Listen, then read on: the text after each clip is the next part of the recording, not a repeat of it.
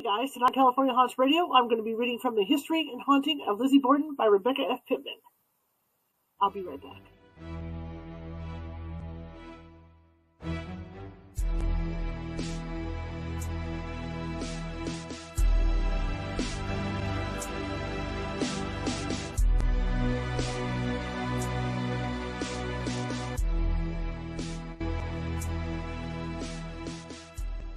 Grab your popcorn and snacks. Find a comfy spot, take a seat or lie down, and let me transport you to a place of fantasy, ghost stories, ancient legends, odd creatures, alien encounters, and other magical topics.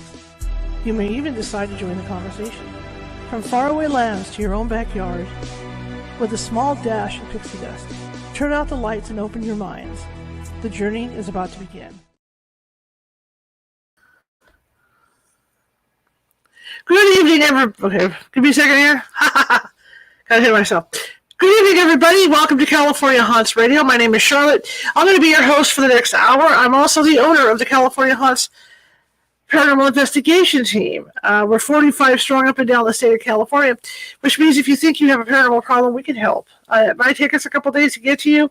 California is a big state. And as a lot of people realize is we've got it. We got it all. We got ocean. We got mountains. We got low desert, high deserts. A lot of rural areas. That's why it might take us a couple days, but only a couple days. And in the case that it does take a couple days, we do have psychics on staff who can help you. They'll call you, and if it is paranormal, in most cases they can settle all the activity down until we get out there.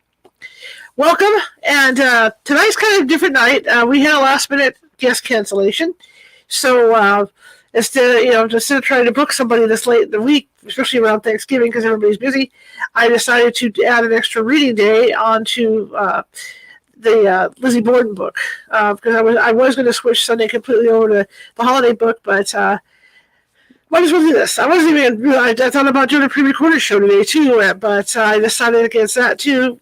So. Because I like reading to you guys. I like being live. For those of you watching from TikTok, I see you coming in the room. Welcome. I'll be reading for an hour or hour thereabouts from the History and Hauntings of Lizzie Borden. The History and Hauntings of Lizzie Borden by Rebecca F. Pittman. It's hard to hear, and it's a really good book so far. To get everybody caught up on this, as of Sunday, we had read about her murdering her stepmother. So today, we're going to get into the nitty-gritty about her murdering her father.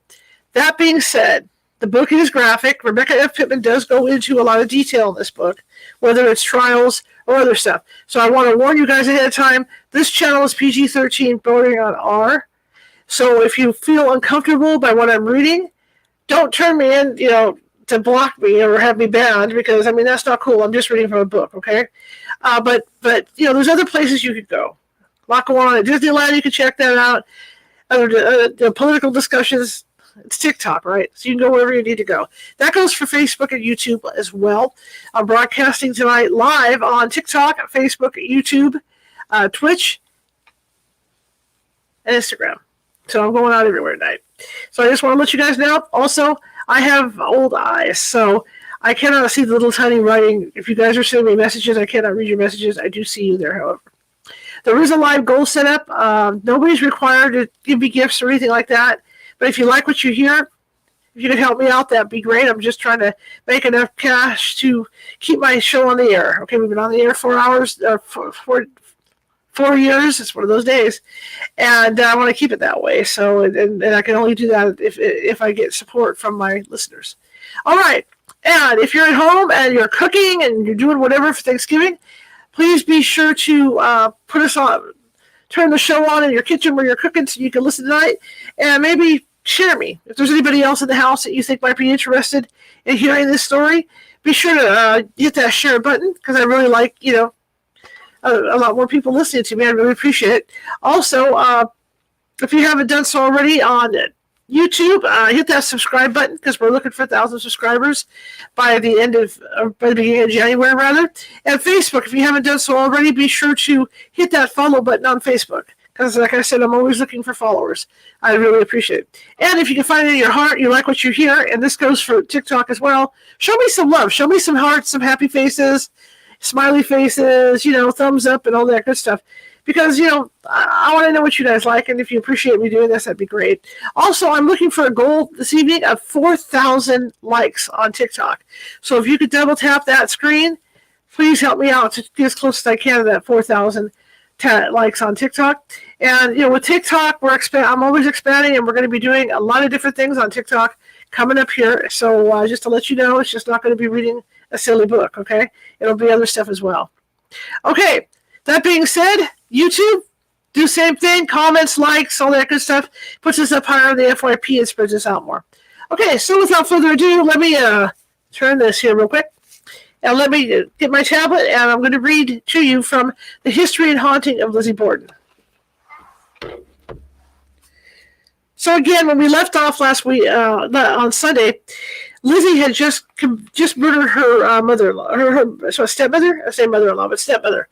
And so she hasn't decided if she's going to murder her father yet. So we're getting to that point because he hasn't come home yet from the bank. Okay, and the premise that Rebecca writes about with this book is that it was over land that Lizzie felt that she and her sister were due to inherit, and he was going to sign it all off, I believe, to his wife, and that upset her to the point that she killed. And leading up to this, they'd been sick because Lizzie had put poison in their milk.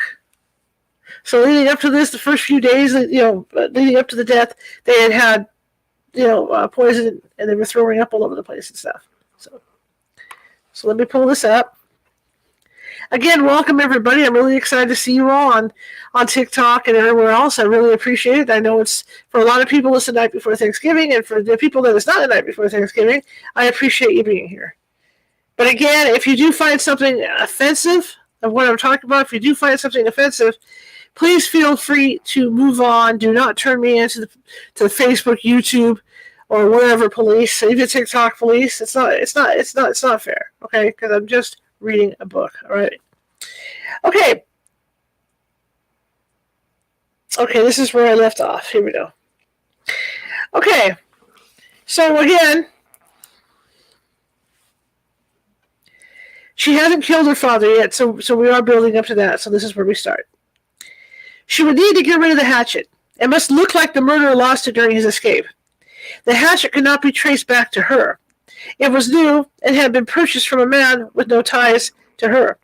Knowing Alfred, the Swede from the farm, would detect the hatchet missing from the cellar, buying a new one had been her only choice. Lizzie, let me make sure I got my audio up real quick, guys. Hang on. I'm just trying to get this going. Make sure we got you guys going here. Okay. All right, we're back. Okay, here we go. Lizzie had selected the perfect place to put the hatchet, one in plain view, and yet where it might be picked up and carried away. She looked out her window toward the southeast. She could see the foreign-looking man sawing wood just on the other side of her fence in Crow's yard. She could also see the woodpile where a hatchet would not look out of place. Whether the police found it and connected it to an escaping murderer, or to a woodsman happened upon it, and happily took a brand new hatchet home with him. Her purpose would be to have been served. It was away from her.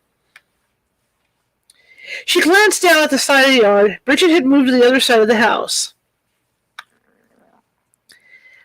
Chapter 13, Thursday, August 4th, 1892. Timing. At 9:45 Thursday morning, while Lizzie was cleaning Abby's blood from her body and dress, Joseph Chatterton arrived at the Borden house to pick up Andrew Borden's wife and deliver her to the National Union Bank on North Main Street. He was early, in case she was waiting out front. He parked his buggy down a ways between the Borden and Kelly houses. The day was hot and muggy. He eyed the shade of one of the two large oak trees standing like sentinels before the Borden house. After several minutes, he got out of the buggy and planted himself beneath the north tree, nearer to Mrs. Churchill's home. The sidewalk was busy, so he stepped up onto the stoop of the North Gate of the Borden property and leaned his arm against the fence post. Mrs. Delilah S. Manley and her friend, Mrs. Hart, were walking along 2nd Street at 9:45 a.m. They stopped to look at a cart with pond lilies for sale, standing between Mrs. Churchill's house and the Bordens. As Mrs. Manley stepped back onto the sidewalk, she came face to face with a young man standing on the stoop of the north gate of the Borden house. She described him during trial testimony as young, about 30, wearing light gray clothes. He was standing in the north gateway, leaning his arm on the gatepost. The gatepost is higher than this, pointing to a photograph of the Borden house, and that is the one he was resting on. He seemed to be looking at us, taking in what we were talking about. I should judge. If Mrs. Manley had looked up at the house, she might have seen Lizzie Borden looking down at them, only moments after washing Abby's blood from her hands. Parentheses. During the preliminary hearing, Officer Moley was asked by Lizzie's attorney, Mr. Adams, when Miss Lizzie said something about seeing a man around here that morning, did she say that she saw a man under the tree or something like that by the front fence? Moley. I do not remember just what she did say. Adams. You would not say. She did not say in substance something like that? Moley. No, sir. I could not. Officer Moley's witness statement, a statement that was required and turned in by every officer involved in the Borden murder case, is mysteriously missing. We hear of Lizzie seeing a man under a tree by the front fence, only in the preliminary hearing. In parentheses. Dr. Handy's wild-eyed man. Lizzie stepped into the guest room and took one last look at Abby's prone body. She had not moved. She would not move again. The metallic smell of blood was dissipating as the pool beneath her head soaked into the carpet. Crossing to the washstand, Lizzie checked that all was in order. She picked up the hatchet and the pail of bloody towels. Glancing back at the room, she walked out, leaving the door open. She looked into her room. It was too in order. She suddenly thought of the 4-foot-long pipe lying beneath her bed. She would no longer need to eavesdrop on her stepmother and father's conversations through her secret hole in the fireplace. A metal plumber's pipe could be misconstrued into a weapon with which to beat someone over the head. She grabbed it. The sun beat down on Bridget Sullivan as she continued washing the windows. It was 10 a.m., and her dress stuck to her, perspiration matting her thick hair to the back of her neck. Mary Doolin, the Kellys' maid, was also going about washing the windows. It was Thursday. Maids all throughout Fall River were on ladders or struggling with long poles, brushes, and pails. Lizzie knew Bridget's window washing schedule by heart. She always started with the sitting room windows on the south side, moving around to the west to the parlor windows near the front door, and finally the one parlor window and 2 dining room windows on the north, across from Mrs. Churchill's. She would wash them first with the brush, and then go around again in the same order, throwing water up on them with the dipper. Parentheses. George Petty said he saw Bridget washing windows at 10 a.m. Mrs. Churchill stated she saw Bridget throwing water on the parlor window with a dipper that morning. The parlor window closest to my house, north side, between 10 and 10:30 a.m. Bridget stood on the ground, reaching up with a long pole, washing the parlor window next to the front door. The front of her dress was wet from wash water and sweat. She did not notice the young man who had, only moments before, been leaning on the Borden gatepost, become nervous of her presence and walk across the street. Joseph Chatterton watched the front door of the Bordens expectantly. The city hall clock had struck 10 o'clock only moments before. His shirt was damp in the heat and humidity. He watched the maid across from him pick up her pail, a long pole pressed beneath her armpit, and circle around to the north side of the house. Lizzie Borden watched Bridget's movements as well from the cellar. She could see the maid's feet through the small cellar windows as she moved from window to window, and went to the barn for fresh water. She was almost finished with the first part of the work. It would take her only 15 to 20 minutes to finish up the rinsing with the dipper. Lizzie filled the cellar sink with cold water. She grabbed Bridget's bar of lye soap and scrubbed the new hatchet along its edges. The gold gilt emblem from the manufacturer remained intact at the hatchet's center. The place beneath the blade, where it met the handle, was the hardest part. Some of the blood had seeped up under the opening. The handle had cleaned up nicely, as it was made of new hickory wood, and deep crevices had not yet formed. She took one of Bridget's small scrubbing tools and worked on the stubborn stain. It would not need to be perfect. An escaping murderer would not be expected to have a pristine weapon.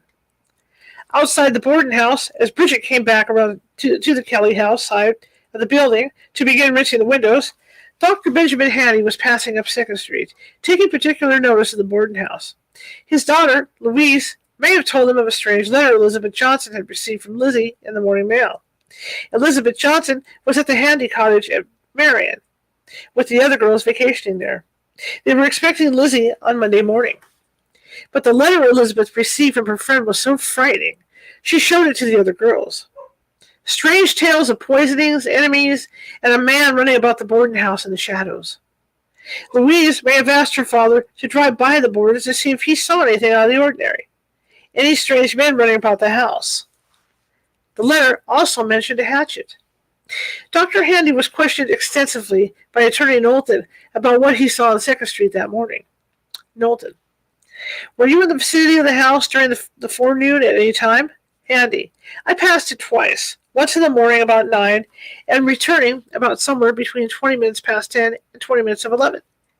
I was in a carriage. Knowlton: did you see any person in the vicinity of the Borden house at this time? Handy: I did. He was opposite the space between Dr. Kelly's house and Mr. Wade's store. He was a stranger. I noticed he was very pale, exceedingly pale individual, as he was passing very slowly up the street, going south. He was just beyond Dr. Kelly's house, south, opposite the space between that and the store. He was a young man of medium height, dressed in a light suit of clothes, sort of grayish. There was something about him that attracted my attention, so I turned and looked at him a second time as I went by him. Knowlton: did you ever see the man before? Handy: my opinion is that I had seen him before, within a few days on 2nd Street. I had the impression that he had a mustache. He was a small man, 5'4", 5'3" or 4. Knowlton: short, was he? Handy: yes, sir. He had a very full and very white forehead, full face. I spoke to my wife and to the officers that are stationed at the patrol station nearly opposite my house. Knowlton: what time in the morning did you say it was? Handy: somewhere between 20 minutes past 10 and 20 minutes of 11. In that 20 minutes. Knowlton: which way was he going? Handy: he was facing south. He did not always face the south. He turned partially around several times while I was going by. That is moving. He had on an ordinary sack coat. He was alone and looked agitated. Knowlton: you understand quite active efforts have been made by the police to find such a man? And they have followed down every rumor? Handy: yes, sir. Here's a redirect by Mr. Jennings, Lizzie's attorney. Oh, I think I'm fading away, guys. Okay, here we go. Make sure. Okay. Jennings: what did he appear to be doing when he turned around? Handy: he did not turn clear around. He seemed to be moving or vacillating or oscillating on the sidewalk, looking down on the sidewalk. Parentheses. Both the Chatterton brothers, James and Joseph, are described as pale complexioned. The witnesses who saw James in his baseball shoes on Monday described him as having a sallow complexion, a synonym for pale. James is described as 5'9", and Joseph as a small man of 5'3" or 5'4". Dr. Handy says he feels he has seen the young man before a few days earlier. Perhaps Handy saw him as Joseph waited in the buggy at the Bordens for James on Monday. Mrs. Manley describes the young man waiting out in front of the Borden house, leaning on the gate post, as about 30. Joseph Chatterton was 31 years old. Both brothers worked inside making shoes. That may contribute to pale complexions, or it may be a family trait, such as redheads inherit. In the parentheses. Is it me, or does this thing keep moving? You know, it's just weird. Okay. This is just really it's kind of creepy. Okay. There we go. Now, if I end up over on the side again, that's going to be just double creepy. All right. Double tap that screen, TikTok. I'm going for 4,000 likes tonight. See if we can do this. Double tap that screen. Lizzie walked carefully up the cellar steps to the kitchen. She wasn't sure if Bridget might come into the house again. She had heard her several minutes ago getting the dipper from the sink, the screen door slamming behind her as she went back out. Watching the open door, Lizzie grabbed Bridget's felt hat from the pegs lining the back entry. She picked up the hatchet and placed it sideways inside the hat. Carefully, she rubbed the felt along the handle and blade. She had read that a new kind of forensic technology was now being used by police. It was called fingerprinting. She wasn't sure if Fall River had it yet, but she heard Boston might be using it. Lizzie peeked through the screen door. No Bridget. She should be at the front of the house, Lizzie thought. She hurriedly picked up the plumber's pipe, hat, and hatchet and ran out the side door to the backyard. She dropped the pipe in the tall grass and hurried for the lumber pile at the back of the property. Her heart pounding. The noises of the neighborhood caused her nerves to fray with each sound. Looking about her constantly, she climbed up onto a few boards and reached up for a pair. Just an innocent outing in the morning hour should anyone be watching her. The felt hat, still gripping the hatchet, was in her left hand, away from the house. The pear brushes poked her as she adjusted herself on the boards, the wood making a scraping sound against the rough timbers of the fence. Lizzie took one last look toward the street and back again at the side jog by the barn, and then flung the hatchet from the hat over the fence. Her sleeve just missed becoming snagged on the barbed wire with which her father had lined the top of it. A large bang sounded. She had missed her mark. Underestimating how far a top-heavy hatchet would fly, she heard it land on the metal roof of Crow's barn, farther back from the woodpile than she had hoped for. The loud clang of mason's metal hitting stone had covered the noise. She thought she heard the hatchet slide down the metal roof, but she wasn't sure. Okay. The sound of sawing continued uninterrupted. The forward-looking man on the other side of the fence had noticed nothing. Lizzie climbed down from the woodpile. Once again, she scoured the yard and street and peered up at the curtained windows of her neighbors' houses. It didn't appear as if she had been seen. She dropped the pair into the grass.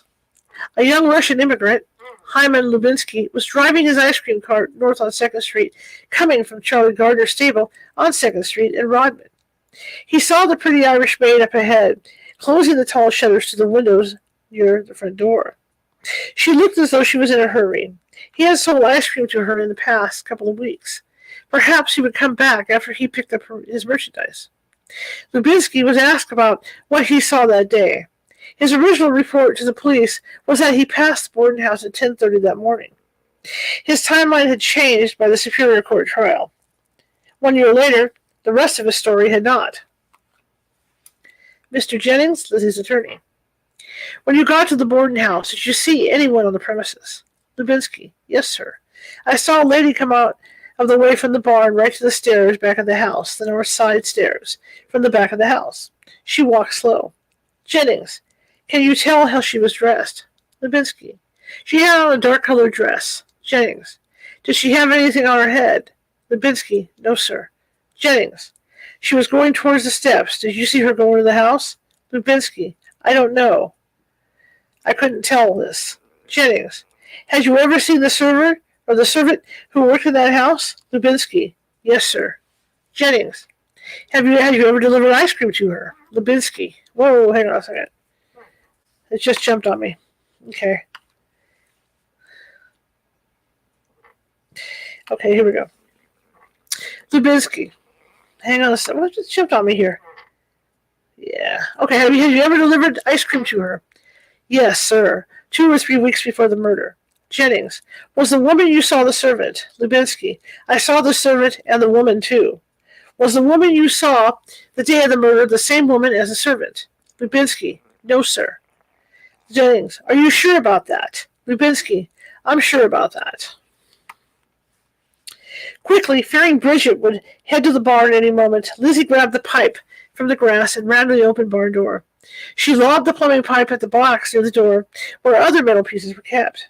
Her aim was off. The pipe hit the side of the box and rolled out onto the barn floor. She had no time to retrieve it. What did it matter anyway, if it was seen there, she thought. Lizzie walked slowly to the side of the house, where the back stairs were, and stepped around the corner, looking for Bridget. She did not see her. What she did see was a young foreigner in a cart looking right at her. Parentheses. Officer Medley reported seeing a piece of lead pipe, about 4 or 5 feet long, laying on the ground floor of the barn. Distance from the door about 5 feet. This was in full view and could readily be seen by anyone. I saw it on the afternoon of August 4th. End of parentheses. Bridget Sullivan closed the dark, drab parlor blinds and headed around the corner of the house toward the barn, just missing the screen door as it closed silently behind Lizzie. The servant emptied the dirty water into the yard and returned the long pole to the horse stall in the barn, stepping over a piece of pipe on the floor. Her head was throbbing and her stomach still felt queasy. She entered the side door of the kitchen and lashed it behind her. The sudden darkness of the back entry the sudden darkness of the back entry felt like an oasis after being in the unrelenting sunshine. Her flesh pebbled at the change in temperature as she trudged down to the cellar to return the pail, dropping it at the base of the stairs.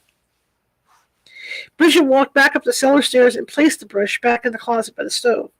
She took out 2 small wash rags, hand basin, and a small step ladder. Crossing to the sink, she filled the basin with water and walked to the sitting room. She removed the screen of the window closest to the front door, climbed her small ladder, and began to wipe the dirty glass. Lizzie sat on the lounge in her room, her head spinning. Had she covered her tracks? The hatchet was away from the house. She had almost forgotten to return Bridget's hat to its peg after she laid it on the kitchen table and headed for her room.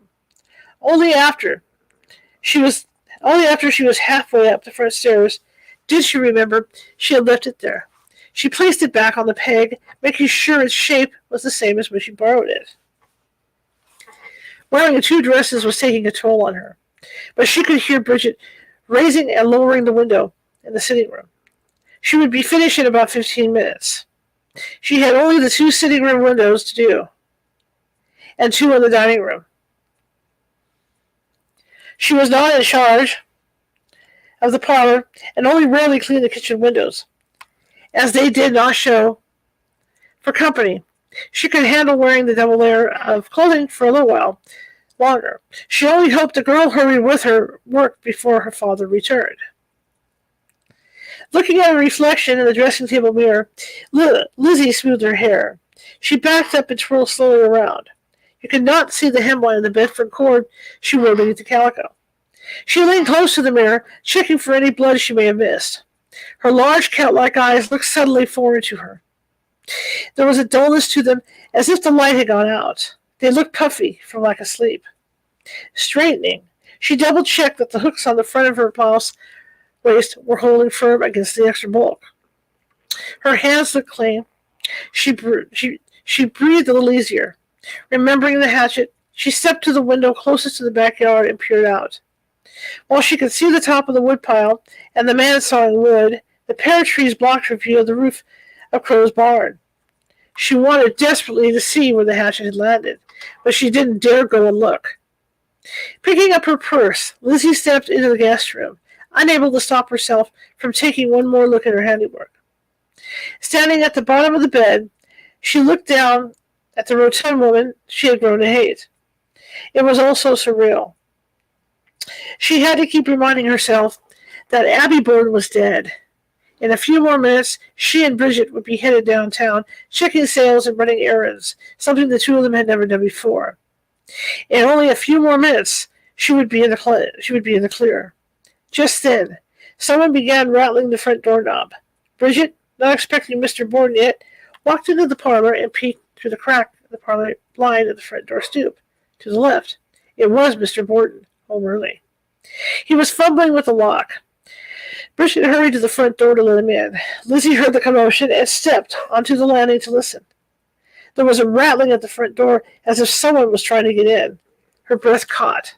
She stepped quietly down 2 steps into the curve of the staircase where she had a clear view of the front door.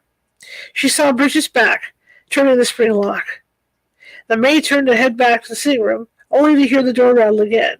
She returned, sighed deeply, and struggled to slide back the top bolt. Finally, she unlocked the last latch and swore. The profanity Bridget used, so strange and so indicative of the moment, took Lizzie by surprise. Her nerves screaming and her plan of escape shattered, she looked at Andrew Borden striding into the front entry and turned to see Abby Borden's body beneath the bed. Through the stairwell spindles, she was trapped. She was, in essence, the word Bridget just used, Lizzie laughed. Chapter 14. Thursday, August 4th, 1892. The Hands of Fate. If you like what you're hearing, show me some love. Thumbs up, hearts. TikTok, double tap that screen. Double tap that screen. I'm trying to build up to 4,000 likes tonight. Just trying to get myself known on TikTok. So if you can help me out with my likes, I'd appreciate it. John Morse sat in the sitting room of Emery's at number 4 Boston Street. A very pale and agitated John Chatterton was sitting across from him, hunched over in the chair and practically ruining his soft hat as he twisted it in his hands. His brother James was seated in an armchair next to him, looking none too pleased. Mrs. Emery was in and out of the room, catching snippets of the conversation. Her niece was in the kitchen, working on a cup of chamomile tea after being ill most of the morning. The mantel clock in the sitting room chimed 10:45. John Morse was clearly upset. He pressed Joseph to tell him again what happened. The young man sputtered out that he was there early to the Borden house to pick up Mrs. Borden. He swore he was out front in the buggy at 9:45. He got hot and went and stood under the tree by the gate, but couldn't see the front door plainly. He waited in that spot until some ladies looking at the peddler's cart took notice of him, and the maid came around the corner of the Borden house to clean the windows near the front door. He didn't want to look like he was just hanging around, as the plan was to be secretive about the whole thing. So he walked across the street and kept an eye on the door for Mrs. Borden to come out. It was hot. He had no shade there, and he heard the city hall clock strike 10. He figured she would come now. That was the appointed time, but she didn't come out. He watched the maid move around to the side of the house where he had just been standing, lugging a wooden bucket. He watched her mop her forehead and push her bangs away. She didn't look like she felt really well. The minutes ticked by. He heard the big clock chime the quarter hour. It was 10:15. He had been told not to knock, just wait for her to come out. He couldn't just stand there staring at the house. He began moving slowly south on the sidewalk, only to turn back and look again at the door. Back and forth he paced. His suit felt like an oven of fabric. He worried people were going to notice his strange actions. There were men and women everywhere, loitering out in front of the store, across from him, talking to each other on the sidewalk, going in and out of the laundry just steps away from him. Time dragged on. The clock struck 10:30. He gave up. He would go back to the Emerys and see what to do. Something must have happened. He got into his buggy, took one last look toward the door with number 92 next to it, and flicked the reins. He headed down 2nd Street, glancing back to see the maid closing up the large shutters of one of the two windows by the front door. He caught a glimpse of a young foreigner directly behind him, driving an ice cream peddler's cart. As Joseph told his story to his cousin John Morse, he could see how angry and nervous the older man was. Andrew Borden had already rung the Emerys twice, asking where Abby was. The deal had to be done today. Emma Borden was staring out the window of the Brownells' parlor, not seeing anything in her worried state. Her stomach was clenched in panic. When Lizzie was in one of her moods, it could be frightening. It was like a runaway train of emotion, and anyone in her path was in danger of being pressed into the rails. She could change so quickly. 1 minute, that unnerving calm, looking at you as though you were a bug beneath glass. The next, her face would color. Those same eyes flashed with a hate that withered as she would act out without thinking. There were no breaks. The family had learned to run for cover or just give in to her demands. The letter from Lizzie, Emma was clutching in her hand, worried her. She feared something terrible was about to happen. At 92 2nd Street, Bridget finally managed to undo the 3 locks securing the front door and swung it open. A disgruntled Andrew Borden pressed in past her. Without a word, she noticed he was carrying a small white parcel. He swept his top hat from his head and planted it impatiently on the peg of the hall tree. Bridget shut the front door and returned to the sitting room to complete her window washing, leaving Andrew to rebolt the door. Seeing Bridget's cleaning in the sitting room, Andrew walked into the dining room instead. No, Abby. She didn't appear to be in any of the downstairs rooms. She must have gone out. Somehow, they had missed each other. Perhaps John's cousin had gotten lost or gone to the wrong house. When he talked to John by phone, only 10 minutes earlier, he was told the young Chatterton cousin had not come back to the Emerys. So he must be with Abby downtown. She would realize they missed each other and return at any moment. There was still time. Andrew's head throbbed. He dropped the lock, still wrapped in the sleeve of the Providence Journal, into his Prince Albert coat pocket. He would add it to the other locks in the box in the barn later. He reached into the inside pocket of the coat and removed the folded deed for the Swansea farm. It was several pages thick, resembling a small book, and laid it on the dining room table. Removing the coat, he laid it across the arm of the lounge chair that sat along the south wall of the dining room. Abby, or the girls, would sometimes lay there when the summer heat was too much to be upstairs in the daytime. He preferred the sofa in the sitting room. He picked up the deed and carried it to the dining room window where the light was better. Looking out through the glass Bridget had just washed outside, he noticed someone moving about in the Churchill's kitchen. Paying no attention, he opened the deed and checked over a few of the conditions he had added there. Bridget walked into the kitchen. She was surprised to see Lizzie coming down the back stairs. Bridget had just heard the girl laugh at the top of the front stairs not 5 or 10 minutes ago. Knowing the door separating Lizzie's and her parents' room was always locked, Bridget was confused as to how she came down.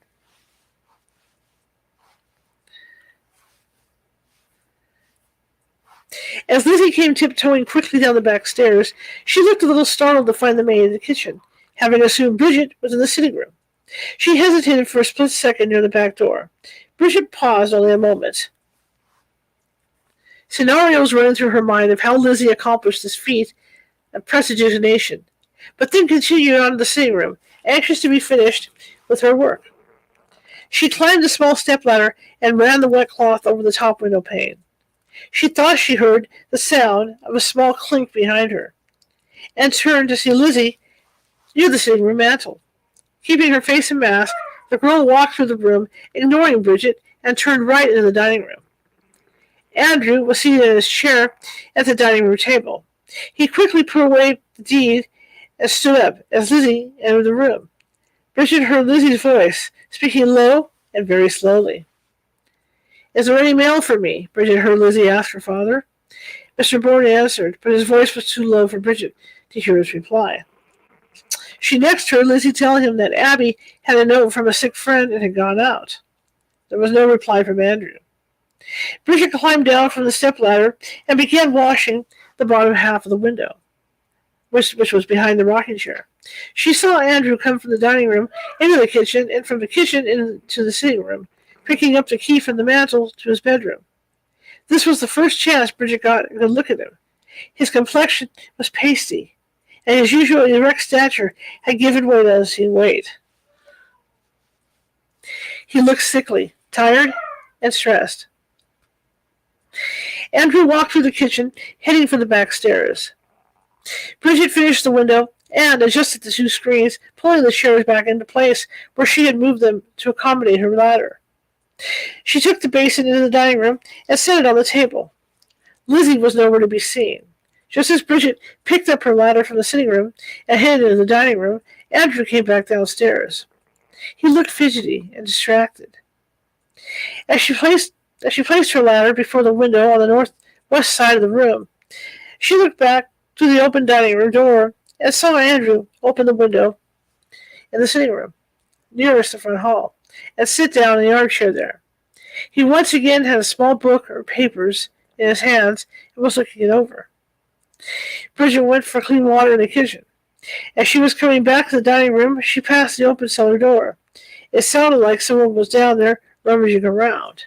It could only be Lizzie, she thought, as Mrs. Borden is out, and Mr. Borden is in the sitting room.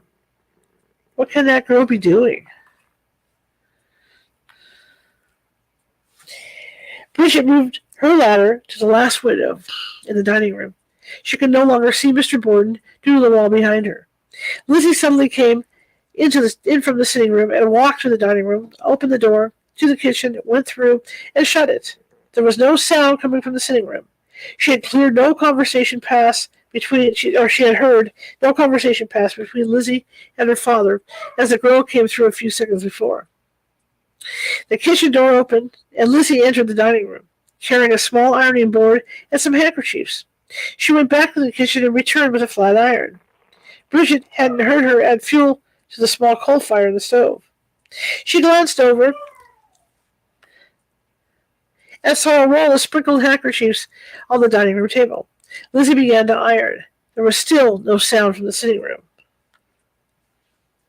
"Are you going out today?" Lizzie asked, watching Bridget's back as the servant wiped the top half of the northeast window. She would have preferred not to have Lizzie watching her. She would have to slow down and do a polished job of it.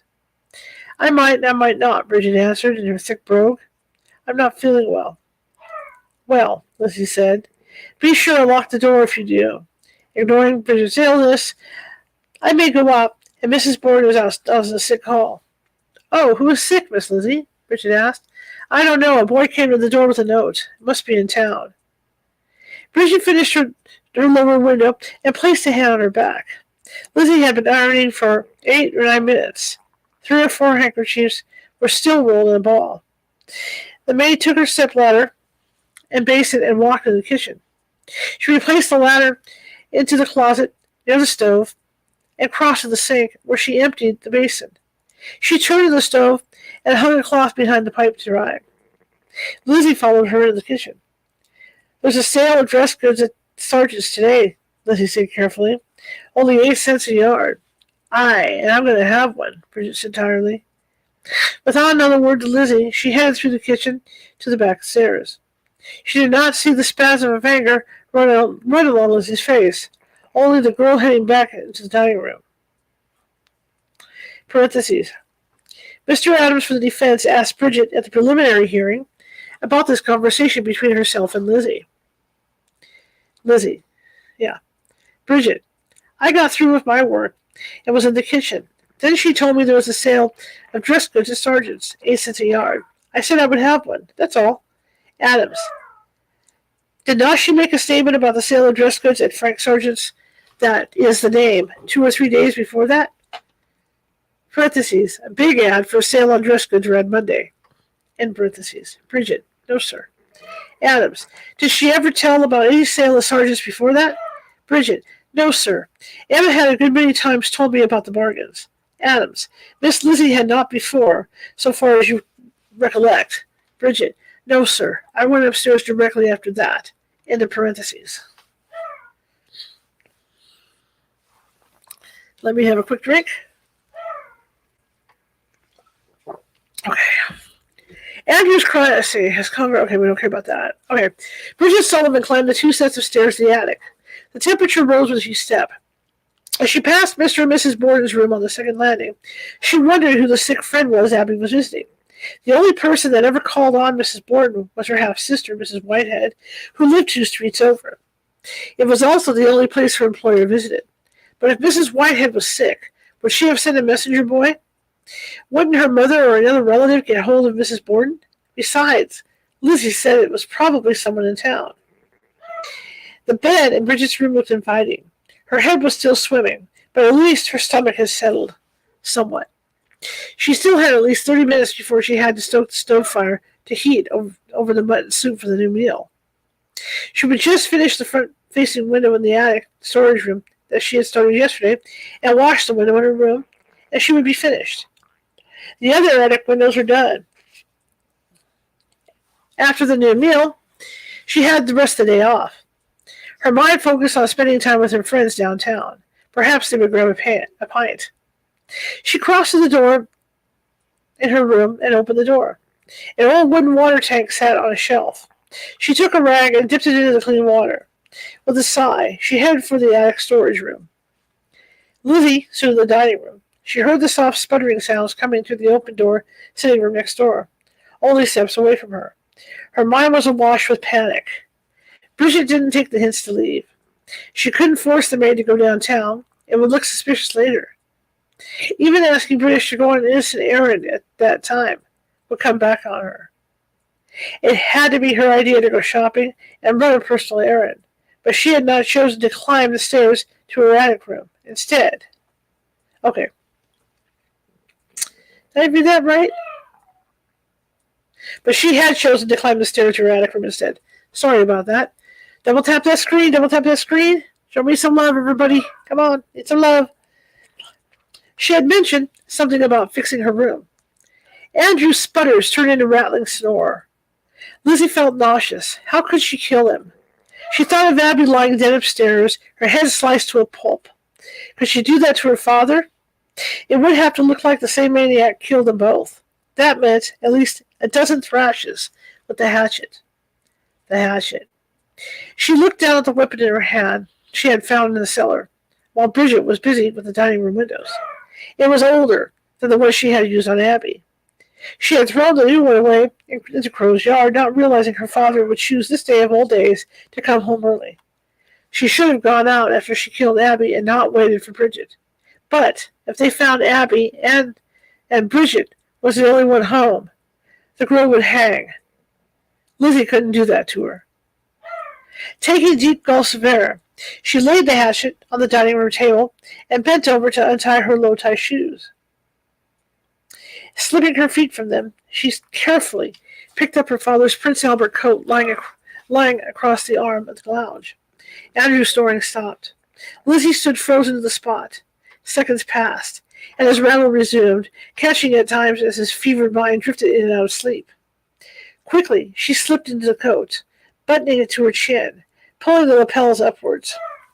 The lower half of her face was covered to her nose. It hung on her to the floor, her father's 7-inch height difference providing the perfect cloak. Something felt heavy on her right side, but she ignored it for now. She had to hurry. Lizzie picked up the hatchet. Okay, again, this is going to be very descriptive, so if you have a problem with it, you're not comfortable with it, please do not turn me into the internet police. Just move on and go elsewhere. Lizzie picked up the hatchet, its weight so heavy now in her hands. The handle was rough and head top heavy, causing an ache to rise in her sore wrists. She swallowed over and over. There was no saliva in her mouth. A gag reflex threatened to betray her. Breathing hard, she took 2 steps to the open sitting room door and peered around the corner. His head was right there. It was so close to her. His white hair looked wispy against the embroidered pillow he rested against. Her father's knees were bent, his feet obviously resting on the floor, although she couldn't see them from this angle. His hands rested limply in his lap. The small gold ring she had given him so long ago glinted in the soft light. Bridget lifted the attic storage room window, removed the screen, and began to run the wet rag over the dirty glass. She doubted Mrs. Borden would check her cleaning up here, so she hurried along, giving the window a mere spit polish. The City Hall clock struck 11. Below her, life on 2nd Street drifted by. The smell of chimney smoke from the mills, the sweat of horses, and the occasional whiff of the river rose and fell on the slight breeze. The sound of metal trappings and chopping horse hooves was as pervasive as ever. Inside the house, it was quiet. Andrew Borden lay in the sitting room. His head turned to the right as he slept fitfully on the black horsehair sofa. His lips made small movements in his sleep, like that of a baby. Lizzie stepped into the room, her breathing short and erratic. She stood just inside the dining room door, her body at an angle so that the blood would not reach her. Tears rimmed her eyes. Her head screamed, and with a final breath, she lifted the hatchet over her head and paused. Trembling, she took a deep breath, raised it higher into the air, and let it fall against the left side of her father's face. The thin skin split, exposing his cheekbone. The blade sliced through his nose and cut through his lips. His hands flew up in a convulsive muscle reaction and then fell, the fingers clenched.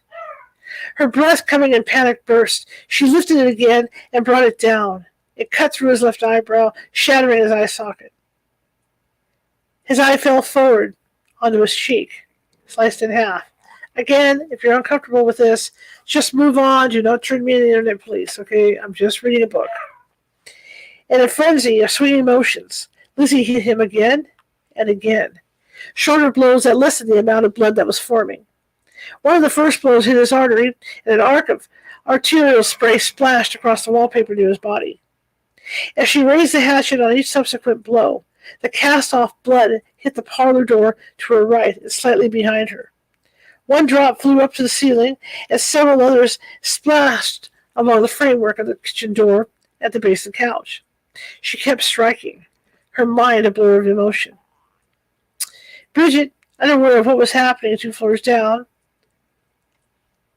picked up the screen and replaced it into the front-facing attic window. Before she slid it into place, she looked down to see Mary Doolin from next door past the side fence that separated the Kelly and Borden houses. The Kelly maid was holding a pail and brush, finally finished with the outside windows. Bridget laughed and called down to her. "Are you coming with me later?" she yelled, her voice carrying down past the open sitting room windows.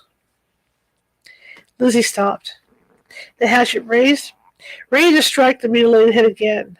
The sound of Bridget's voice calling down past the open sitting room windows startled her. She froze, hatchet still raised. Chest heaving, she blinked and looked down at the bloody mess that had been her father's face. As if coming out of a trance, Lizzie stepped back in horror. Her hands were shaking now. She had lost count of the blows, swallowing the bile rising in her throat. She wiped the bloody hatchet head on her father's coat, which she was wearing. She laid the hatchet on the couch arm and unbuttoned his coat with trembling fingers.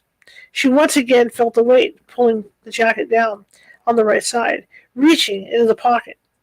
She felt something large and smooth. She pulled out a small white package, hastily wrapped in a newspaper sleeve. Unwrapping it, she found a large rusted lock. Her heart skipped, and her eyes blurred. So like him to keep something broken and useless, she thought. She swallowed back the tears and laid the lock on the white sofa tidy, dropping the wrapper to the floor. Okay, parentheses. Police found an unexplained rust stain on the sitting room sofa tidy near Andrew's head. End of parentheses. A large bang sounded from the attic. Bridget was still raising and lowering windows. She wasn't taking her usual nap before fixing the dinner meal. Lizzie would have to hurry. The maid could come unexpectedly, come down for something, anything. Her Uncle John might show up, changing his mind about dining with them. One of her father's tenants might drop by. Panic shot through her nerves until she thought she would come undone. Lizzie rolled up the Prince Albert and shoved it down slightly behind her father's head, wincing as the blood trickled down into his shirt and dressing jacket. If blood is found on the coat, the police will assume it came from his wound, she thought. She stepped to the deed that he left on the small table by the window and picked it up. Glancing only at the first page, she saw the words Swanson Plant. Anger overtook the terror momentarily, and her resolve came flooding back. Hurrying now, she picked up the hatchet, the lock, and the newspaper wrapper from the floor, and ran to the kitchen. She set the lock on the big table and the hatchet on the floor. Taking the lid from the stove, she peered in. The coal was barely burning. She grabbed a stick of wood from the basket of kindling by the stove and thrust it into the fire door, poking it into the only red glow of heat she could find. Quickly, she rolled the deed into a tight tube and placed it on the metal grate closest to the fire. She crumpled the newspaper wrapper and dropped it down into the hot coals. Grabbing the hatchet, Lizzie ran in stocking feet down the cellar steps. She turned on the faucets in the washroom and ran the cold water over the blade and handle. She had wiped most of the blood from the blade with her father's coat. The rest came off with a little scrubbing. The hatchet handle, however, was harder. It had small fissures running along the weathered grain. The blood had not been nearly as bad as with Abby's wounds, partly due to her father's long coat sleeves covering her hands to the fingertips. Lizzie let the hatchet lay in the sink beneath the running water as she washed the small blood droplets from the back of her fingers. She checked her nails and pushed back her sleeves to make sure her wrists were clean. Turning off the water, she stared at the hatchet. She couldn't throw this one away. Alfred Johnson was spotted as missing, and it would lead back to her. A murderer isn't going to take the time to look around the house for a weapon. He would bring his own. So what to do with it? She couldn't get all the blood out of the cracks in the handle. Bridget made one last swipe at her bedroom window. She looked down at the Borden's backyard. Several pears had fallen, which meant Mr. Borden would be bringing more into her kitchen in the morning. She sighed. How many pears did one family need? She glanced at the barn door and froze. It was standing ajar. She must have forgotten to look after the washing windows. If Mr. Borden saw it, he would not be happy with her. Bridget opened her door and crept quietly down the stairs, grateful the last flight to the kitchen was carpeted. As she reached the entryway floor, she paused and listened. Nothing. Quickly, she hurried out the screen door, making sure to close it gently, and ran to the barn. She quickly peeked inside, saw no one, and shut the door, pinning the hasp with a sigh of relief. With another sigh of relief, she hurried back to the screen door. She entered, and just as she was about to head back up the stairs, she heard a noise coming from the cellar. She paused, and then gave it no more thought as she tiptoed up the back stairs to her room. Bridget walked around the bed to the window and looked down, just to make sure. The barn door was locked. She sat down on the edge of her bed with a grateful sigh. Only dinner to prepare, and the rest of the day was hers. At least the mutton broth was almost gone. She would be grateful for a nice joint of beef from the farm, a chicken, anything but more lamb. She swung her legs onto the bed, spread and lay down, her head grateful for a moment of stillness. No sound floated up the stairs from below. Only the rhythm of the street sounds ran through her tired head.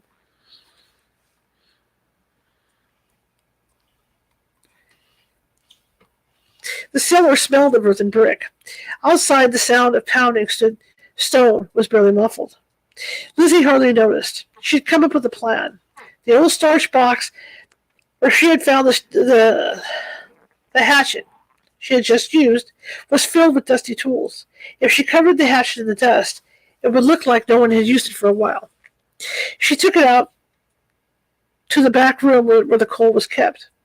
Ashes from the stove and furnace were everywhere. She rolled the hatchet in the ash and looked at it. Most of the ashes fell away as she moved it through the air. Carrying it back to the washroom, she ran water over it, returned to the coal room, and rolled it again, being careful to only touch the small piece of wood at the top of the blade and the bottom of the handle with a finger from each hand. The coarse white ash stuck to the blade and wood. She studied it and realized it wasn't enough. Someone might still look closely at it and see the blood on the handle. It would not need to be broken. No one would suspect a broken hatchet as being a murder weapon. But it had to look like a break, not cut or sawn. Lizzie had often watched as her father made things from wood. As a child, she had followed him about like a shadow. His carpenter's trade fascinated her. Building beautiful things from plain wood was marvelous to watch. One of the tricks she had learned from him was how to break poles quickly. He would lay a chip of wood on a chopping block or a table, lean the pole against it and an incline and strike it. It always split cleanly and fast. She laid a wedge of wood under the chopping block near the furnace and placed the hatchet at an incline, its head resting on the wedge. Lizzie stepped into the wood cellar back of the furnace and reached into the old starch box where the hatchets were kept. She removed a large one that was standing, head down, one with a 5-inch blade and claw on one end. It felt huge compared to the smaller one she had used. Walking back to the chopping block, she looked down at the small shingling hatchet and considered. I could use the sharp blade edge, she thought. It will look cut. She turned the hatchet over to the square, flat block of the blade with the claw turned down. She would hit the little hatchet near where the handle was thinnest, about 4 inches down from the blade. Parentheses, the hatchet breaking experiment, okay, is on another page of the book. Okay, here we go. Fearing the blade would flip up and cut her when she struck it, she placed her hands as far along the claw head handle as possible and stood back. Taking a deep breath, she raised it high above her head and swung it down hard on the shingling hatchet handle. A loud crack sounded, and the head flew into the air, missing her by mere inches.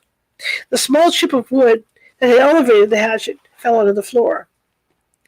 Lizzie picked up the head with 2 fingers and looked at it. It looked good. It looked like a break, not cut or sawn. She carefully picked up the handle, keeping her fingers at the top and bottom, and carried into the wood cellar to the starch box she had left sitting on the stool. Stool? Yeah, the floor. Doing the same with the hatchet head, she placed them inside. She was pleased. While the ashes covering her hatchet looked somewhat different from the thin layer of dust covering the tops of the other tools, it might just pass.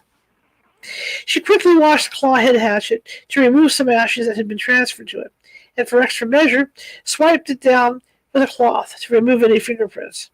Holding it with her skirt, she put it in the starch box. As she took a hasty look at the washroom to make sure all was in order, her eyes fell on the small wedge of wood. I picked up a chip from the floor, quote, Lizzie said in her inquest testimony. Always one for small details. She tossed the fragment into the wood room and headed for the cellar stairs to the kitchen. Her heart racing, Lizzie rushed to the stove and lifted the lid. The roll of papers was smoking and smoldering, just about to catch. Hurry up, she thought desperately. She tiptoed quickly to the dining room, her breath catching as she neared where her father lay. Without looking at him, she crossed through the sitting room and into the front entryway, where she checked her reflection in the mirror of the hall tree. She pushed aside the small curls flecking her forehead. She could see no blood. Her dress had been completely covered by the coat, but she carefully looked it over anyway. There was coal ash flecking on the front of the skirt and the hem.